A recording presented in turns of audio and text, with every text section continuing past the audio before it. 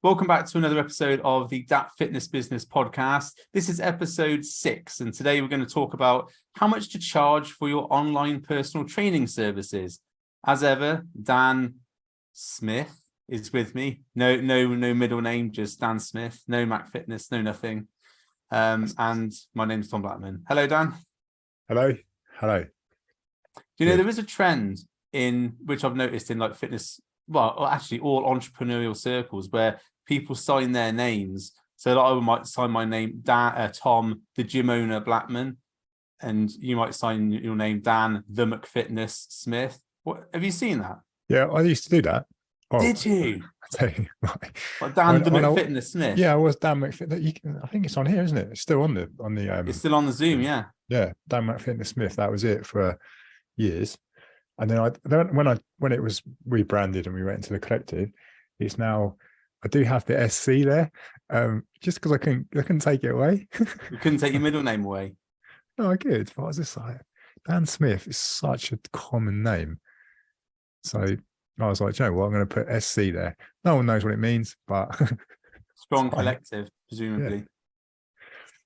Yeah. But I've seen there's a few and this isn't a bad thing, but I've seen a few people sign their emails off and it's like a first name, the business guru, last name, and it just looks really cheesy. I thought I'll read the email, I thought, oh, that's some good stuff, and then at the end it's like, that's a bit cheesy. I must admit I do that, but with something that's then related to what we've talked about in the email, and it's usually it's poking fun at something. It's not a serious yeah business guru extraordinaire. That is just it's something related back to the email. Makes it, I think that's a bit more of a better use of it. Yeah, as a joke it's good. I think when people do it seriously, it's like, oh, that's a bit cheesy, isn't it? Anyway, if you diverted and possibly not hit the YouTube algorithm again, but anyway, so today we're going to talk about the how much you charge for online or in person personal coaching, personal fitness training. And before we did this video, we did some research on other videos across the internet, and what we found is that when people talk about pricing, they generally don't talk about pricing. They mention it at the beginning, and then the whole of the video is sort of skirting around the outsides of how to actually price your services, which I found quite interesting, that no one's really wanting to take on the mantle of this is how you do your pricing. So I thought it was a good one for us to do. And what did you see in your research? I know you've done a little bit of research as well. Well, it's just ambiguous, isn't it? People like to, because it's one of the important parts of running a business, you need to charge money. So really do it. Do it for free? For free. Just because you want to help people. Exactly. So it's a massive part of it, right? So we're going to create some content, record some videos on this is how you should price your services. And you'll get to the end of the video and go like, yeah, so how do I price my services? We've just told you loads of different things. I'm not actually going to tell you how to do it. No, why would we do that? It's really weird. I find that in a lot of the core messages around running a coaching business, no one actually says about the tangible things or the takeaway things that you can actually do right here and then to go, actually, yeah, well, I've got some information from that. I can price my business now. It's very like sort of woolly. Yeah, I mean, there's I think there's sort of the cheesy thing is always you'll see people saying, oh, just double your prices or add a 7. 7 or 0, yeah. I mean, but yeah, I mean, you hear that a lot, don't you? Oh, just when business coaching, oh, just double your prices. Yeah, but what about if you're in a market where the doubling the price is not going to be tangible? Like, for example, my gym is in an area which is not the most affluent area of Bristol, but we're still the highest charging independent gym in Bristol. But a while ago, someone said, "Oh, what you double your prices for it?" And I was like, "That'd be like £80 a month." Yeah, no one's going to pay that. That's it, isn't it? Yeah, you need to get more clients and charge more money. Yeah, that's exactly what you need to do. That's like saying, how do I lose weight? You need to eat less and probably move more. Right. I think that's in my book. I put that the other way in my book about eating less and moving more, like a business coach saying you just got to sell more stuff and charge more money. Yeah. The premise is there, isn't it? But how do you do that? So let's talk about that before we start following the trend of other videos and not talking about pricing. Yeah. So what elements should we consider when pricing, when creating our price? For me, there's a big one around. I knew that was going to happen. Can you hear that? What? Oh, there's like drilling. No, I can't hear it. Oh, cool. That's good. Right. For me, it comes down to we touch on like personal training and coaching like online as well, because I think it's easier to look at time for money when it comes from a personal training point of view, because that's like the standard thing, isn't it? Well, it was the standard things where you do an hour session, that's your hourly rate. And there's problems with that, right? Because you can only max out so many hours per day, per week, per month. So then you're tying your value to your hourly rate rather than what you actually provide or what you do for that person. So a big part of it is finding out, what do you deliver, what are the outcomes, what are the results, and then how do you position that, and then what's the price point for that. So that for me would be the first point in terms of stopping delivering your prices or your services or your products on just time for money and how long they work with you for, and do it on what the actual outcome is, how it's delivered. Does that make sense? Yeah, absolutely. I got a client just recently, and we were talking about exactly the same thing. Like, it was like a transformation program, and the way they sort of built their prices was, well, I'm going to do 10 PT sessions, so that's, let's say it's 40 quid per PT session, so that's £400, and then because they buy 10, I'm going to discount it to 36, so it's 360, so that sort of gets them in. I was like, okay, but but you've just sold yourself less for them buying more. Yeah. When actually it should be the other way, where you think, well, if you're giving 10 sessions, then they're going to be bound into getting some sort of decent transformation at the end of that. So what else can you offer for that, such as like meal plans or whatever else, which you can bundle in? And then that becomes not just a commodity, but a premium product or transformation that you're selling, rather than it's just 10 PT sessions. And I think that's where people get, like you said, time and money, like it's this many hours, so it's this much money. And it really isn't, is it? Yeah, definitely easier to get away from that in the coaching online space, but then it's still similar sometimes when you have it tied to a monthly fee, which then becomes, if that's the only thing you do, it becomes this ongoing monthly payment, which then can have its own problems, because the client will potentially start to think of it like a monthly payment, like their Sky bill or their gas. And I say gas and electric, probably the wrong thing to think about, but they think of it like that. So it's easier for that person to then go, well, I don't need to do this, or I'm not as invested in it. But if you actually position it as, this is what I'm going to help you achieve, and this is what we're going to work on, and at the end of it, you're going to have this, then they're like, yeah, I'm invested in that, more buy-in. You probably get better results that way as well. I mean, you'll get less people like drop out as you go through it as well. I don't know what you think to that. Yeah, exactly. I think there's obviously a case for monthly and like upfront charging, isn't it? And we're not going to say one is better than the other, because I know both of us do both monthly, and I don't know if you do, but I do all in one packages and whatever. Yeah. So the how you charge either monthly or upfront is not so much the issue. It's what that person's going to get at the end, and what you can guarantee to a certain extent what they are going to get. And if you're just if you just say you got a rolling monthly, there's no light at the end of the tunnel, if that makes sense. Yeah. You know, so it's £50 a month. Okay, how many months? Oh, until you get there. Okay, that's a mobile phone, like you said, a mobile phone contract. That's a Sky contract. You know, so I think there has to be, if you're selling monthly, has to be, look, we're going to run, let's say for example 3 months. Because 3 months is a nice period that people can tie into. In 3 months, we're going to get you from here to here. It might not be the end transformation, but this is where we're going to get to. And this is what it is per month. And this is what we're going to do in this month. And then you're still charging monthly. But then at the end of those 3 months, right, then we take another look and we say what we're going to do for the next 3 months. I think there's the mistake that people make when it's like, let's get them into monthlies so it's safe and I'm earning loads of money. But they haven't thought about what the client's going to get. Yeah, there still needs to be a roadmap, right? So that's what we create with the coaches when they come in to work with us. We're like, right, let's create your client journey, your roadmap. One, because it's good for the client to see that. And also it helps you as a coach and a business owner to be able to go, right, I've got this, I can market this more effectively. This is what I do. I don't just sell monthly coaching. I sell the result that we've been talking about. And if you can then have that in some kind of visual, you can not only market it, but you can also show it to potential clients when they come to speak to you around it.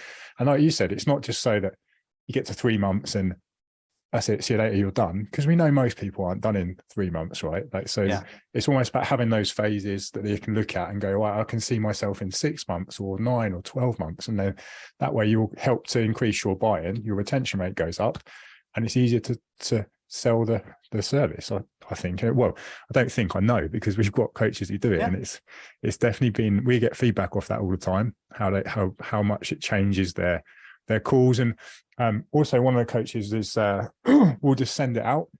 So if there's any inquiries, they'll just send this, sometimes with a video accompanying it, and then sometimes they don't have calls with these people as well. So it's just another option. Yeah, I think definitely something we touched on there is having the end result is an integral part of that pricing, because people aren't going to, if you're saying, oh, let's say it's £50, £100, whatever a month, people need to know, they need to attach some value to that. And I think when the other thing about pricing is that you need to think about how many clients, what sort of lifestyle do you want to have for start, and then how many clients you need to facilitate that business, that lifestyle.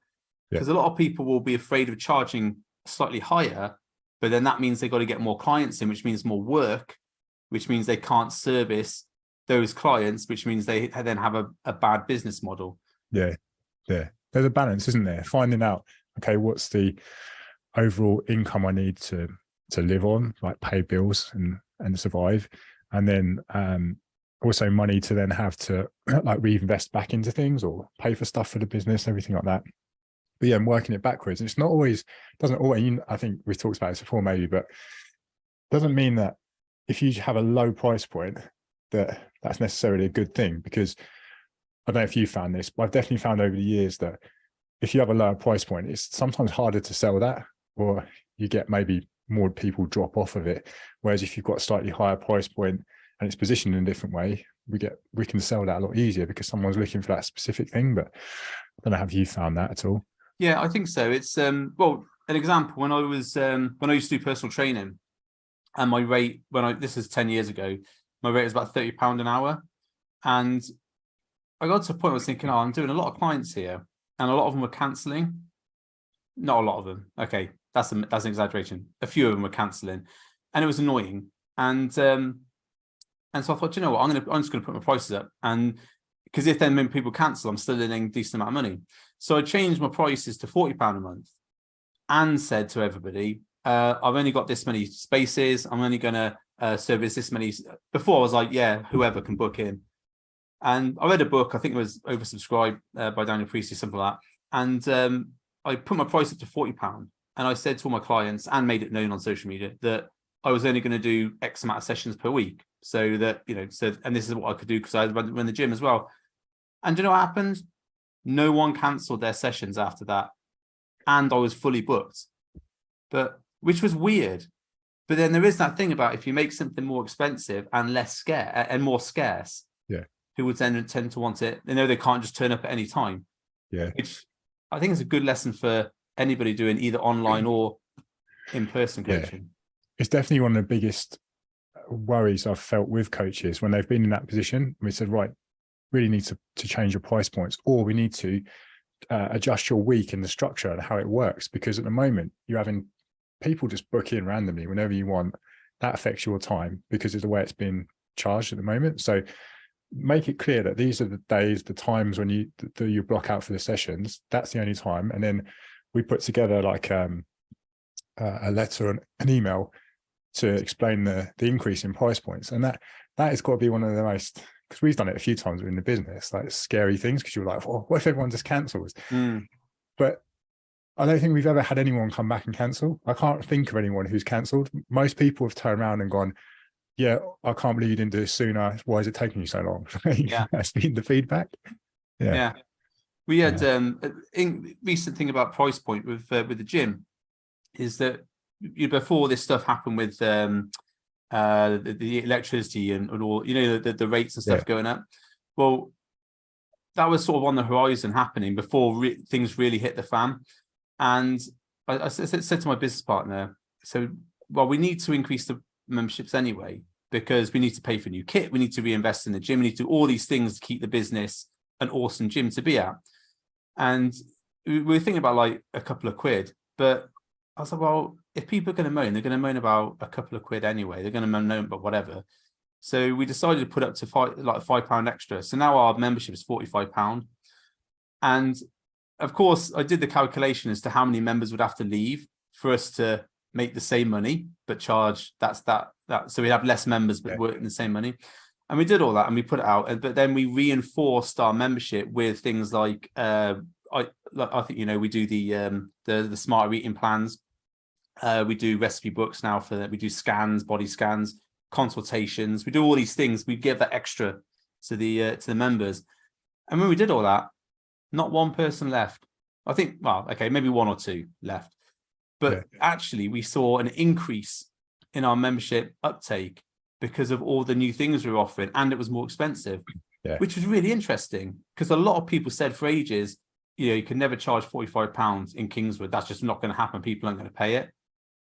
And here we are, just done the figures a year on. We're actually not lost any members at all from the price increase. It just goes to show it's because of what you do around that, isn't it? And how much you put into the gym. And I know you obviously and see the work that goes into that. It's different to a commercial gym. Like one of the ones I'm a member of here because it's convenient for me. And they've done like a £5. You can have your £5 membership for the next month, or maybe it's January. Everyone's doing that in December. But what about me? I'm paying you. It's the commercial gym playbook. What they do is every month it's no joining fee, and no joining fee. So I always like to ask on their socials. There's a bit of let's start the flow. What actually do you get for the joining fee? And there's never an answer because the joining fee is nothing. It's just an extra charge for them to take off. It's like an admin fee when you go to you buy like a car or something. Oh, we'll check the admin fee off. Admin fee. What, for filling in an online form? Yeah, there's loads of admin costs there, isn't there? Yeah, and it is just something they can discount, but they're not actually discounting anything. If you argued, you would get it. So if anybody is listening to this and they go for a new gym, always say, get rid of that joining fee because they always will. But in December, it's always, and all gyms do this, join in December for £5. And the reason they do that is so that you're a member in December, so that in January, they've already got you as a member. Yeah. That's the reason why. Yeah. I just noticed it. I don't think I've noticed it in the other years. But then I've got a member at an independent gym, and they've done similar to what you just said. They've put in their prices up because of everything. And they did the same thing to you. They're really good at surveying their client base and saying, what do you want us to do? What do you want more of here? And then when they do stuff like that, it's cool because people were like, yeah, I'd happily pay more. Like, charge me more. So this feeds back into online coaching. Because people always think about either in person or online, what do people get? They always think about the features of and how they sell the features. So it's like, and I see people do this all the time, 24/7 WhatsApp support. Yeah. What's the other one? Free 4 consult calls or something like that. What they do is they list out all the stuff that's in there, like tailored nutrition, which is just a cookie cutter diet plan, all these things. And people are like, okay, that's like, if you sell someone a car, it's got a steering wheel and 4 wheels and it takes petrol and, all these things. So I don't care about that. When you see people selling a car, they don't sell the steering wheel and the fact that it gets you from A to B. It's like, this will make you pull birds better. So you'll be able to drive on a mountain whenever you want to. Yes. Yeah, I get that. Selling that lifestyle, isn't it? The feature. Yeah. You see the features a lot, like the 24/7. I've always wondered if I'd love to sign up to someone just to text them at like 3 a.m. and see what happens. Yeah. Where's the response? What does it even mean? I don't know what it means. Just say that you've got the ability to communicate and so that you'll always get a response to any questions you've got. 24/7 doesn't mean anything to me. No, and it makes you more available as well. So it's, as in over available. Yeah. And you honestly, if for example, I had a business mentor a little while ago called Seb, really good guy. And he said, oh yeah, I've got WhatsApp, but don't text me at certain times. So this is the time I'm at. I was like, that's cool. That's no problem. So, and he was in Dubai. So obviously there's a time difference there. But he said, if you text, the time difference is an issue. So if you do text me, don't expect a response until I'm up, Yeah. And I've incorporated that into my stuff. I always say to people that my office hours are 9 till 6, Monday to Friday. Yeah. If you text me on the weekend, I'll get the text, but don't expect to reply because I'm not working, and you shouldn't be working either. For example, I know we all work on weekends, but do you know what I mean? Yeah, the boundaries, isn't it? It's like that thing. But yeah, that's probably another YouTube we could do on boundaries. Oh yeah. But in terms of the price points, is there anything? Have you looked at? I know we were talking about price points there around like the roadmaps and setting it off an outcome, but and I know you probably do this actually with you probably have this with your coaching. Yeah, you do. In terms of like where price points get anchored to, because if you have got like a higher ticket offer, if you want to call it that, maybe we can discuss what high ticket means and what that is in the industry. But something that's like a bigger price point, and so that might be your top tier product, and then you might have something in the middle, and then you might have something lower down as well, because then you've got the ability, and most people probably are going to fall into that middle bracket, which is where you'd expect anyway, and that's what that anchoring is. But if they're not quite ready for that, then you might have the lower price options. You have stuff like that, don't you? I think I'm pretty sure. So in the past, and again maybe more relevant to the gym, I used to have 6 or 7 different price points at the gym, and the problem is having all that stuff, it's too much confusion for people. And so what we did over lockdown, we just turned it into, right, you've got either the monthly direct debit or the pay up front for the year. Yeah. And obviously a day pass. So there's like 3 options. But if you wanted to be a member, there's 2 options. Yeah. You either pay for the year or you pay per month. Yeah. And then it's not confusing for people. I've seen this a lot with loads of gyms actually, and also coaches are like, and I've been guilty of this myself in the past. So, I have learned from my mistakes, where you have like, this product with this stuff and this and this and this and this. And you've got like 6 products, all vaguely similar, all around about the same thing.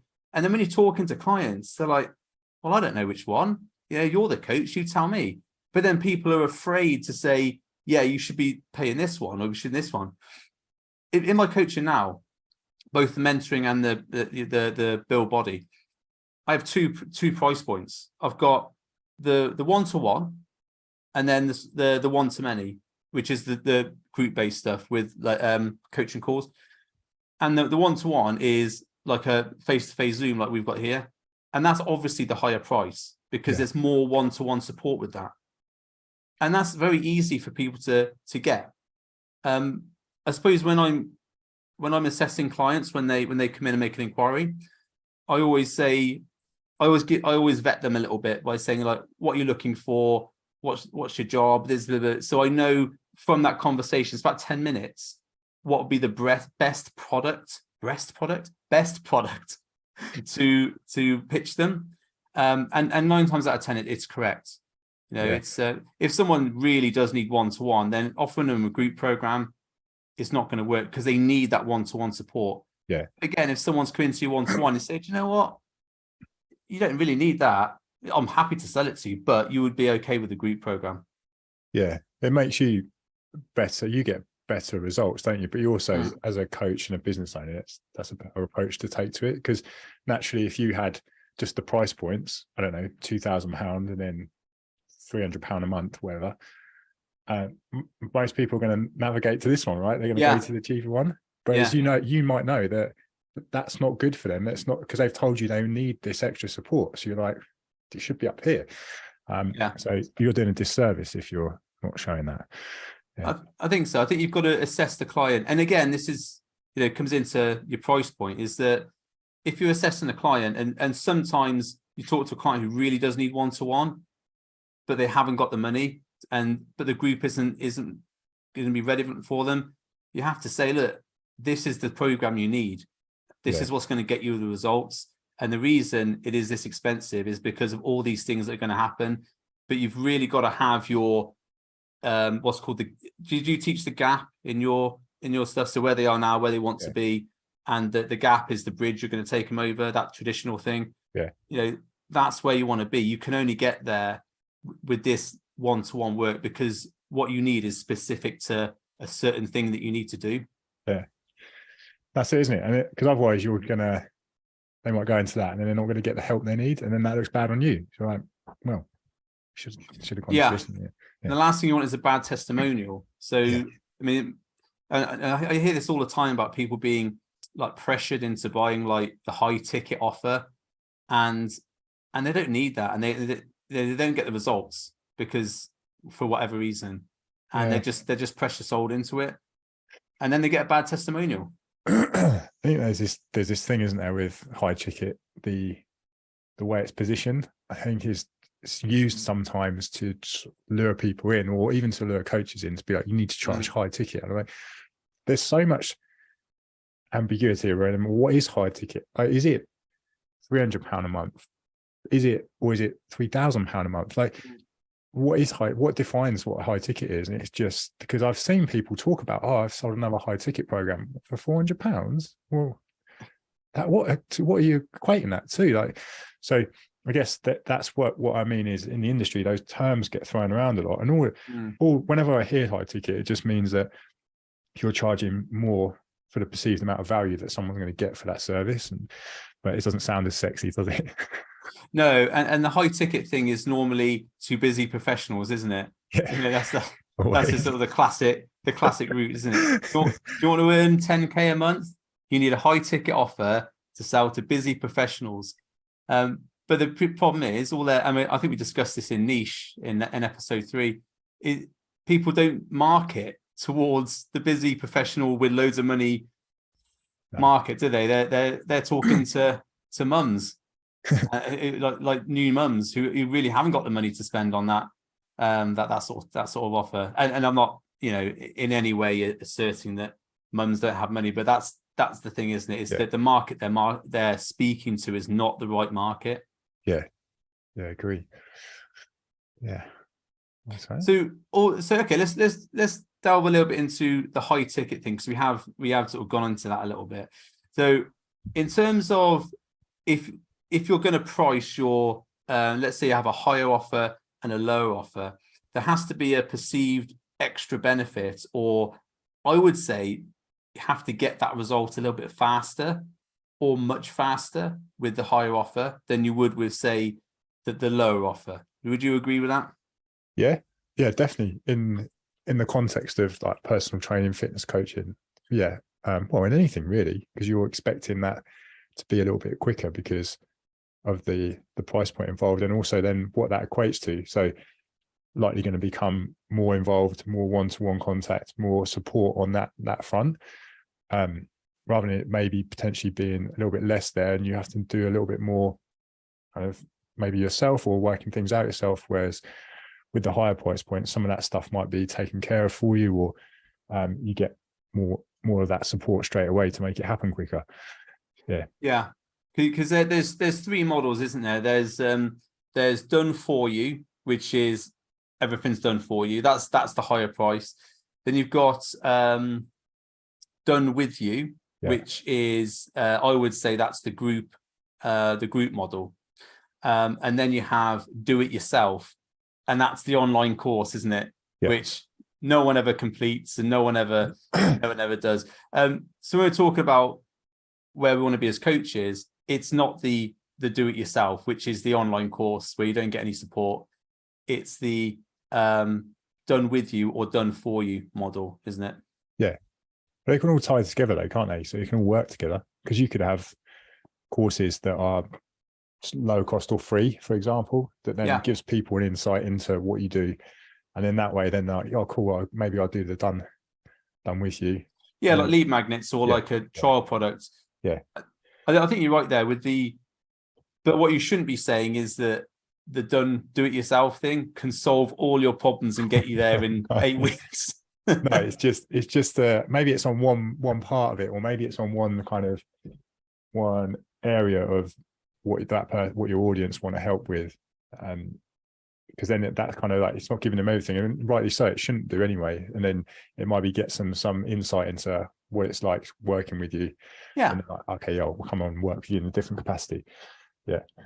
Yeah, absolutely. And you could have like maybe a paid Facebook group or something for that, which is, I know a few people have done this, like £10 a month paid Facebook groups, where it's literally just content and, you know, maybe a weekly like Q&A, Facebook Live or something. But it's the very bare minimum stuff. But also there's really good courses which are done, let's do it yourself, which, like you said, will teach you all the basics you need to then progress up to the real coaching. Yeah. There's some good ones, like in terms of doing that, I think. But then my mindset and how I work is, like you said earlier, if there's a course, I might just do the bits that I need to do, and I'm never going to like complete it.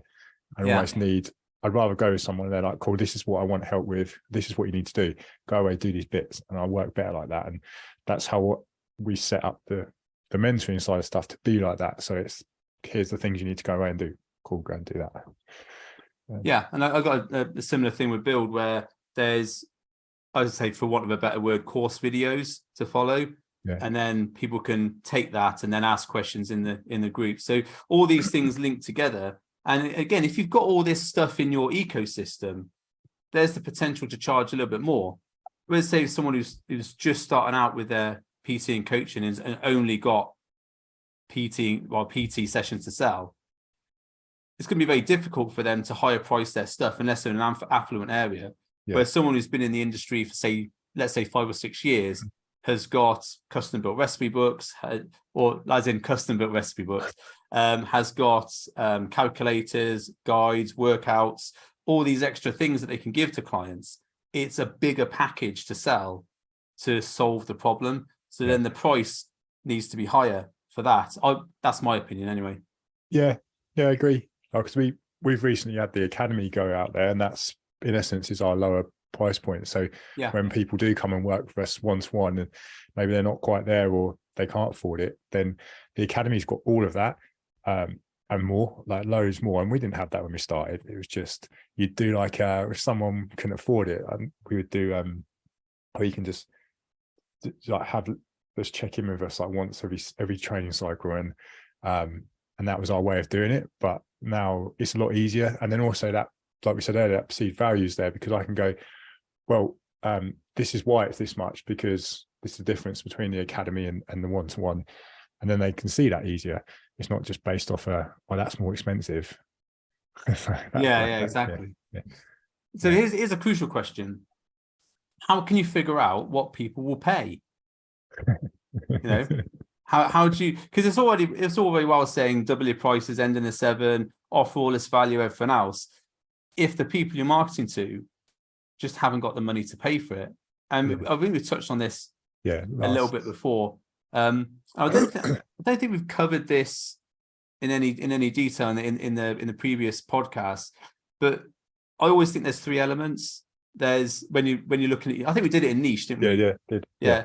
So who can you help? Who do you actually like working with? And then can they afford it? Yeah.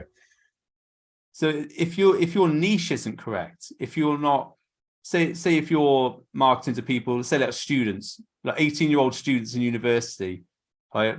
And you like working with students, for example, but your price point is £3,000 a month, it's unlikely, even if it's the best product in the world, unless you get some really rich students, that they're going to be paying that.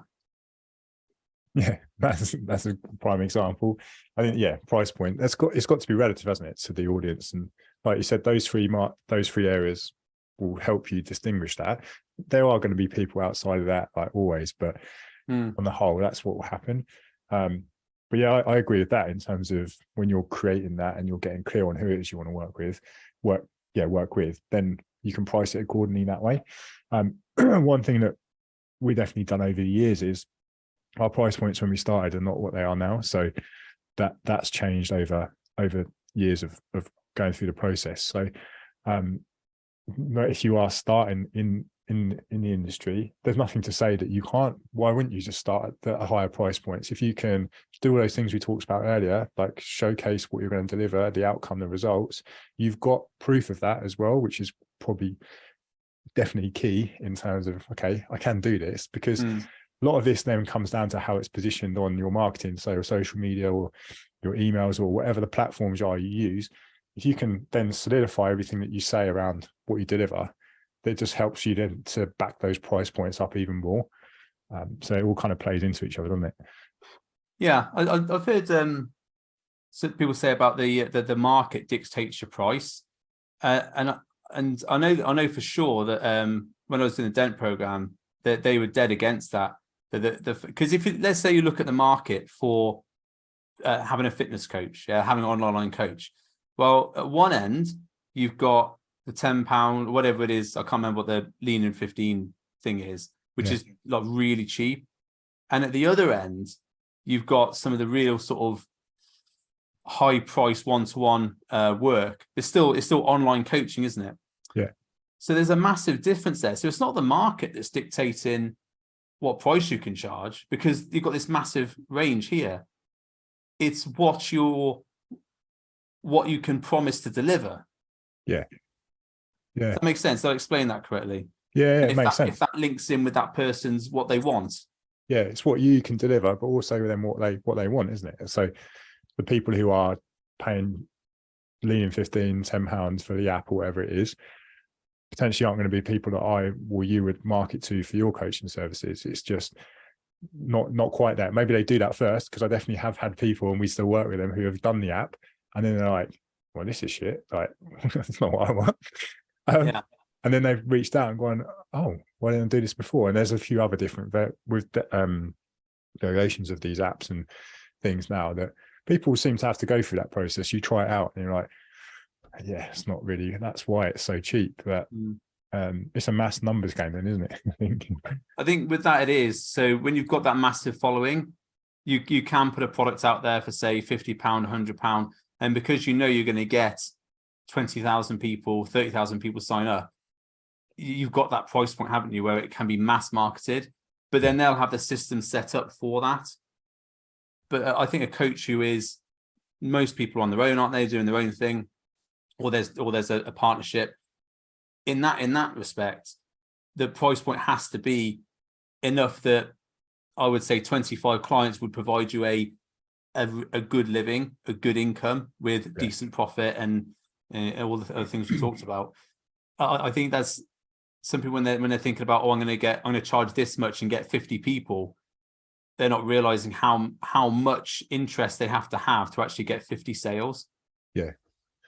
Yeah, and also when you're looking at, okay, how many people can you comfortably work with? Say if it is one-to-one coaching, then you're getting into the realms of 50, 60, 70. I know some coaches out there have got 100 plus clients.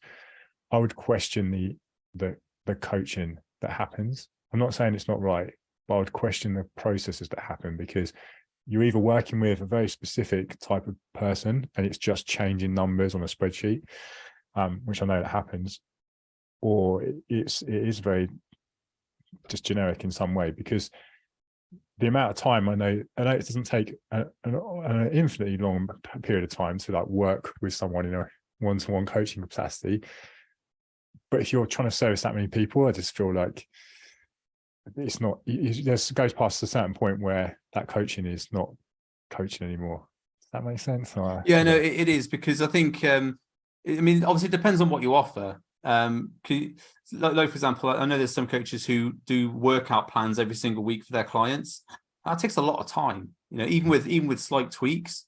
I don't do that in my coaching. It's more based on the lifestyle, and I have certain templates which work for 9% of people, but I know they work for the people who come into the program, so I don't really need to adjust them.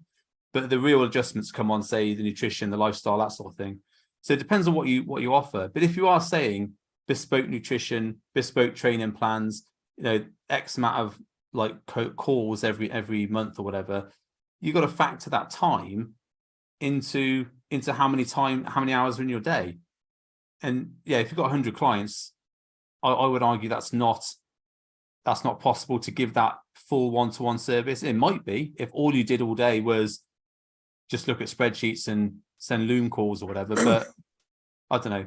It's everyone's different method of coaching, isn't it? And what ultimately, if it works for the client and they get the results, they don't really care. Yeah, that's what I mean. It's not saying it's a negative or a wrong thing to do it that way, but I do think there comes a difference. But you think about some of those top bodybuilding coaches working with hundreds of clients on their rosters, and and you'll know, you definitely know this. Like, I never found it difficult working with clients of that mentality, because it's just like, tell me what I need to do, cool, I'll go and do it. It's slightly robotic. And maybe that's the process then, because it's just going in, changing a few things on a spreadsheet, and then that's it done. You're not spending more time going through some of the things that you just mentioned. So I think there is that there, but it's, again, that person needs to understand that's what they're getting from the relationship. Yeah. Yeah, I think so. I think ultimately, if you're getting the person the result that they want, and there's no complaints, it doesn't matter if you're just sending diets on WhatsApp, does it? Really? Yeah. If your coaching is that good that you can look at someone and in a one word text message solve the issue for the week, well done to you. You're a great coach. But I don't think there's that many of those sort of people out there. No, I remember my first ever, this slightly tangent, but online coaching experience was that it was screenshots of MyFitnessPal and WhatsApp messages, and it was like notes. The training was all on notes, and then just copied over. It's good times. It used to be this was years ago, bodybuilding, that someone would get given a piece of paper, and every week when they go back to speak to their coach, they would just cross off.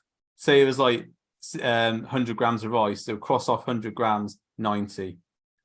Right, but there's your plan for this week. Cardio, cross off 20 minutes, half an hour. Remove one potato. Right.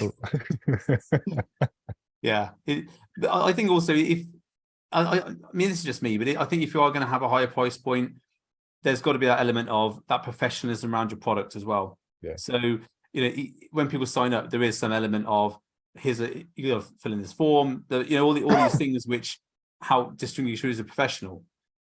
So people, because it's not just the price they paid before, it's the after.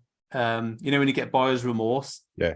Let's say if you pay someone £1,000, oh great, I can't wait for this diet. Diet comes through on a WhatsApp. Like, I was expecting a little bit more than that. Yeah. And that sort of thing. I think it has to be. You might be a good salesman to be able to charge that and people buy it. But as soon as you get to then the actual delivering the product, and if the product is absolute dog crap, then that person immediately is going to lose their buy-in for you. They're going to lose their faith in you, which I have seen in a few people before. Yeah, that's part of the process, isn't it? So there should be that, and it starts way before they even sign up. Like, it should be in the content and how you deliver it, how things are put out there. That then sets the scene, and then when they go through that process, there's that, like you said, the onboarding, the sign up, even the way that they book a call in with you, whether they do that or not. Then it's like, what happens between the point of them paying and then them actually starting? Because that's, like you said, the remorse part. What happens is there's stuff that can they get on with things, and that's all part of it. And then that then gives you not only the ability to charge more, but you also feel more confident in doing so, because you're like, I've got all these things, this stuff's happening. So it should give you confidence with it. Yeah, because I know you send out little gift boxes, don't you? Make people sign up with you with a T-shirt and stuff like that and a hoodie. And I certainly send everybody a copy of my book every time they come onto one of my programs, and it's just a nice thing, isn't it? It's like, oh, I wasn't expecting that, Yeah. But if you're going to do that, don't say you're going to do it beforehand, because people like the surprise rather than, oh, I was expecting that, so I've got what I wanted. Does that make sense? Yeah. We've done a few things over the years. Remember lockdown? We just got loads of lockdown T-shirts made and sent out, just as a real, just didn't say anything, like, get these, and got Samson to just to design these lockdown, what are they called? I can't remember now the name of the tagline, but it was quite cool. But yeah, I might have one because I bought all his lockdown T-shirts. Oh, these are like custom ones, so I might have some spare ones. I'll send you one. Yeah, extra small, please. Cool. Okay, so at the beginning of the video, at the beginning of this video, we said we were going to discuss and not skirt around the subject of pricing. Have we skirted around, or have we gone into it in deep detail enough? So if you break it down into like sections, it's making sure that there is the pricing point happens way before anyone inquires with you. So making sure that it's through how you position yourself, your niche, your marketing, your content, making sure that's all specific, like you mentioned about those 3 areas. So that happens first, and then having all those processes in place with the onboarding as someone comes on, that's important to have these systems in place. That gives you confidence, but then also having it clear so that someone knows it's defined that this is what the outcome is going to be, and that's what they're buying into, not the time, the amount of calls they get, the features. They're buying into the outcome. And if you do that, then you can position the outcome and market and set it off the outcome, rather than it just being a monthly fee. I'm not saying you can't charge monthly. It's just set it off the outcome you're delivering. Yeah, and also make sure you can deliver what you're promising to do, because if you're promising someone X amount of calls and those calls never happen, or whatever else, and that never happens. Because I know that some people are like, when they sell us stuff, I'll lose £20 in 6 weeks, for example, which you can't say on Facebook ads anymore, but let's say that's an example. Lose £20 in 6 weeks. If someone loses £15 in 6 weeks, more than likely they're going to be happy with that, because they've accepted that the statement £20 in 6 weeks was a generalized statement. But if they've lost no weight in 6 weeks, they're going to be a bit unhappy. Yeah. Don't exaggerate those kind of Yeah, don't do that. I saw that the other way around. Have you ever seen the ones with like, you can put on 15 pounds of muscle in 2 months, and you're like, that's not possible. It sort of is, but not legally. I've got a program for that. No, I haven't. That's me trying to put on like £1 a year. yeah. I mean, that's I don't know, people over exaggerate the muscle gains, which is why, again, in Build I don't talk about that sort of stuff, because people get stronger and they get more muscle. But how can you quantify that? Because most of the time they lose weight because they've lost body fat as well. Yeah, exactly. That's it. But no, I think we definitely have covered the things that need to be in place, and then how you can then position that and then back it up as well. But it just goes to show that pricing is much more than here's a number. If you've got these bits in place, and then ultimately that can change over time, and it should change, because if you get, it's probably something we didn't touch on actually, but quickly, if we get people into your price point and you're getting everyone's signing up, no one's questioning it, it's probably too cheap. Like, probably need some pushback at some point, and then, you know, if everyone's signing up, you probably should increase your prices. That's a good indicator.